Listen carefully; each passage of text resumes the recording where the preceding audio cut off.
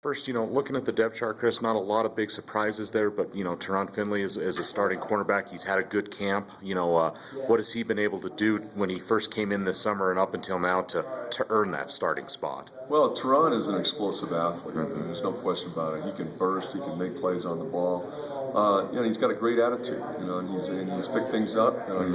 He's come out of 2 years of junior college where he's had a chance to play a lot, and so we're excited about the extra juice that he brings to our team. I also see a little of that extra juice in camp. Is a little boisterous and stuff, and not dirty. I don't mean that, but is that kind of good to see sometimes where he's animated and emotional like that? Also, keeping it in check is important, but you like to see that a little bit too from some guys. We want our guys to be emotional, but we want them to be in charge of their emotions. For the most part, I think Tyrann has done that. Right.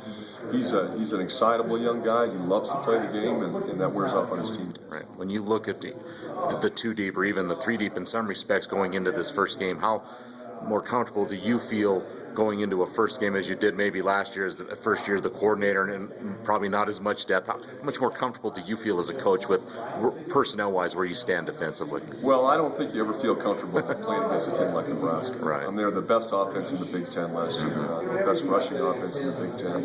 They've got 9 starters returning from a great offense a year ago, a tremendous offensive line, a great quarterback, first team all Big Ten quarterback. So, I'm not sitting here saying I'm comfortable. I'm sitting here saying I'm excited. And I'm looking forward to seeing how our guys can do it on Saturday. But to say we're comfortable, that's not a word you're going to use. No, probably not.